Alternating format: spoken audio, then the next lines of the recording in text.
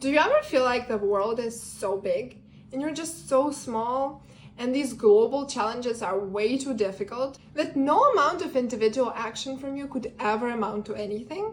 The concept I'm about to share with you is going to change the way you think about this. Remember how the last week we talked about hope? And if you didn't, make sure you check my highlight, hope.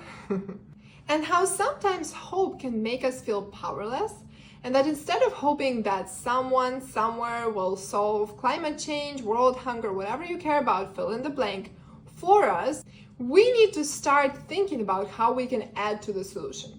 And you might have thought something like, Natalia, this is a great concept, thank you, but asking me to solve something like climate change?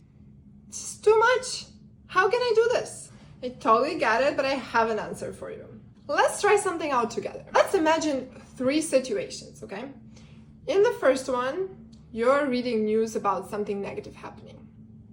Think about the last time when you read something, kind of stay there for a couple of seconds. We're not trying to feel bad or anything. We're just trying to capture the feeling we had in the moment. Okay, hold that thought. Now go back to the moment where a friend came to you for advice and you shared everything you knew about the topic. How did you feel in that moment? Perfect, hold that thought as well. And finally, think about the moment when you committed to reading a book and you finally flipped the last page and closed the book. How did you feel in that moment? Perfect. What you just experienced is zone of concern, zone of influence, and zone of control. Now let's talk a little bit more about what they are. So the zone of concern is this big circle that encompasses everything you care about. It could be somebody suffering on the other end of the globe. It can be climate change, world hunger, whatever, politics, news. Anything you care about is in this little circle, well, big circle, zone of concern. Okay, zone of influence is this a little bit smaller circle that encompasses everything that you care about, but you have some influence over. So you can't control what the outcomes are, but you are able to take some actions to maybe, have a 50-50% chance of it working out. That can be giving advice to your friends. You don't know if they're going to take it. You don't know if they're going to do it, but you can tell them everything you know. It can be posting some content on social media and hoping somebody finds it useful like I'm doing right now. And finally, the zone of control is the smallest circle that's kind of encompassed in both of the other ones. This is the thing where you have 100% of the control over the outcome. So you decide to brush your teeth, you go and brush them. You decide to clean up your apartment, you go and clean it. Now, in those 3 situations that you just imagined, in which one did you feel most powerful and in which one did you feel most powerless? I'm going to take a guess for you and say, most powerful you probably felt when you finished reading that book.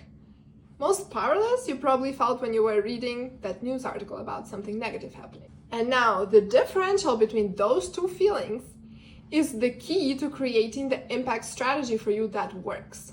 So basically, when it comes to creating a plan to solve a big, scary problem like climate change, as an example, it all comes down to these 3 steps that you need to take. You have to spend most of your time in your zone of control and some of your time in the zone of influence. You need to create a plan on how to grow your zone of influence because you are trying to tackle that big problem. So you're like, okay, how can I solve more of it than I can now?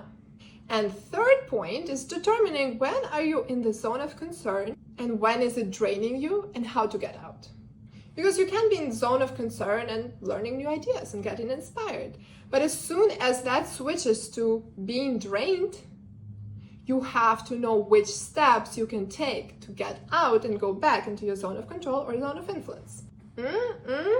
You see now how we can actually plan instead of hope, even for such big issues like climate change? But hey, information is worthless unless you're actually living it out. So I encourage you to share in the comments what is one action, can be the simplest action, doesn't have to be anything difficult, that you can do right now to take that step of living more in the zone of control and less in the zone of concern. Please share, I'm going to be getting inspired by you.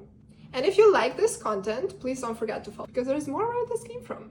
Bye!